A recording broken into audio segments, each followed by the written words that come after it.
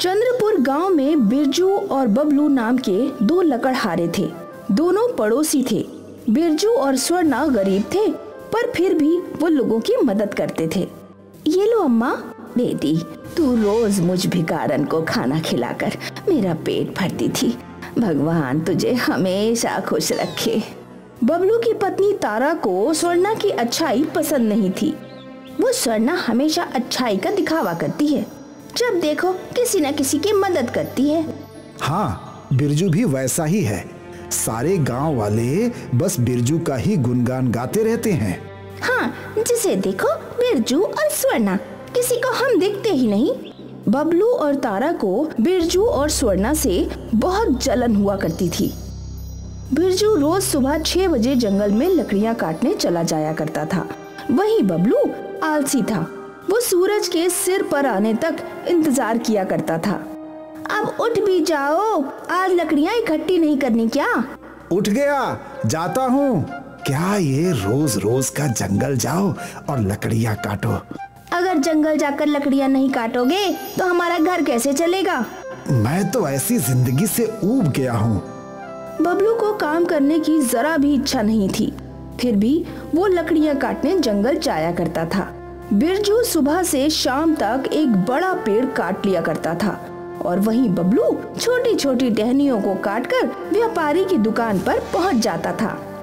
व्यापारी बड़े पेड़ का अच्छा दाम दिया करता था, वहीं छोटी छोटी टहनियों का कम दाम मिलता था। जब व्यापारी बिरजू को ज्यादा पैसे देता तो बबलू को बहुत गुस्सा आता। वो बिरजू हमेशा मुझसे ज्यादा पैसे कमाता है। अगली बार मैं भी उसकी तरह बड़ा पेड़ काटूंगा और मैं उससे ज्यादा पैसे कमाऊंगा।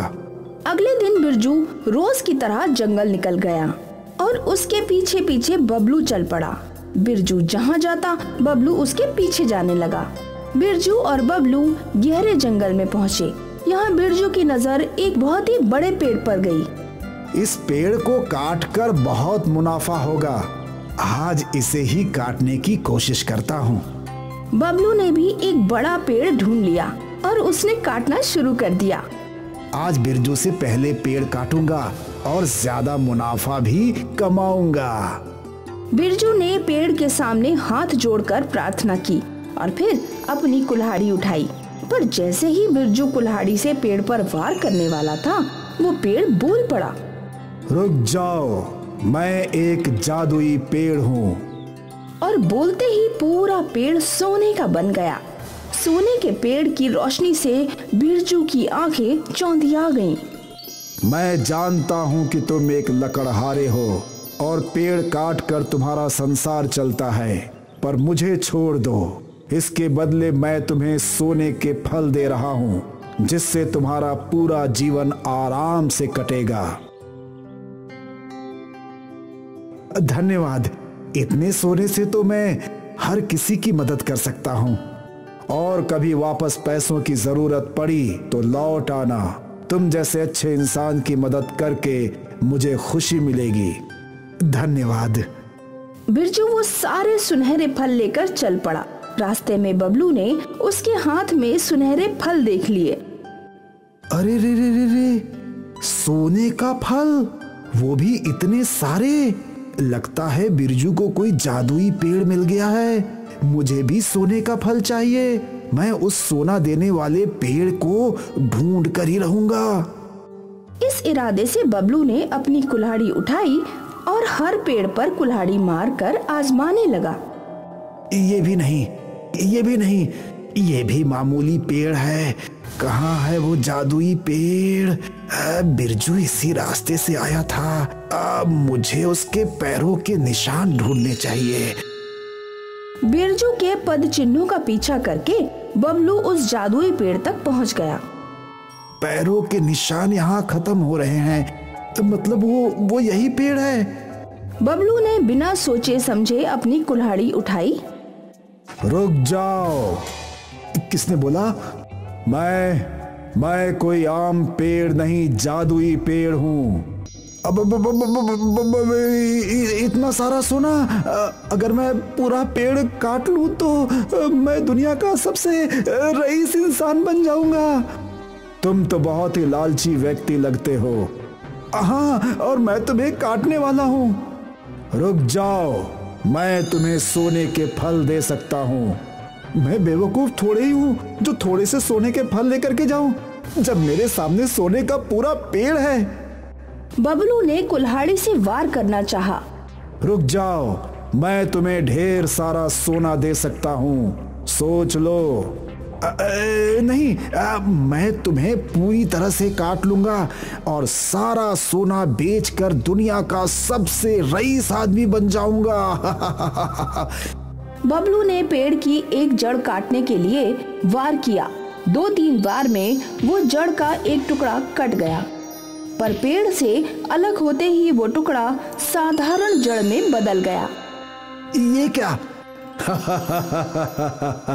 तुमने मेरी एक जड़ काटी है, अब देखो।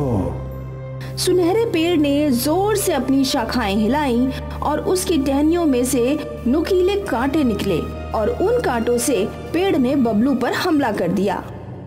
अरे ये क्या कर रहे हो? ये क्या कर रहे हो? बहुत लालच है ना तुम्हारे अंदर। एक और बार नुकीले कांटे पेड़ की टहनियों से बबलू के शरीर में घुस गए। बबलू बुरी तरह से जख्मी हो गया और अपनी जान बचाकर घर की ओर दौड़ पड़ा। जख्मी बबलू लड़खड़ाते हुए अपने घर तक पहुंचा। बिरजू ने बबलू को गिरने से बचा लिया। बिरजू की पत्नी भी घर से बाहर आई और रोने लगी। ये सब कैसे हुआ? जादुई पेड़ ने मुझे मेरे लालच की सजा दी है। बबलू ने बिरजू को सारी घटना बताई। हे भगवान, ये सब क्या हो गया? भाभी, आप जरा भी चिंता मत कीजिए, बबलू जल्दी ही ठीक हो जाएगा। बिरजू ने बबलू के सारे कांटे निकाले और उन पर मरहम लगाया और उसकी सेवा की। और इस वक्त बबलू और तारा को उनकी गलती समझ आई। भाई, मैंने तुम्हारे बारे में बहुत गलत सोचा था, अब मुझे माफ कर दो। कोई बात नहीं। हम दोनों को आप दोनों से बहुत जलन हुआ करती थी, पर आज जरूरत के समय आप ही हमारे काम आए। हम कितने गलत थे। तारा, कोई बात नहीं, हम इंसान हैं, इंसानों से गलतियां होती रहती हैं। तुम दोनों को अपनी गलती पर पछतावा है, यही बहुत है। बिरजू को मिले हुए सोने से उसने सारे गांव वालों की मदद की और अब बबलू को उससे कोई परेशानी नहीं थी, ना ही कोई जलन थी। जादुई सोने के पेड़ ने बबलू को अच्छाई क्या होती है ये समझा दिया।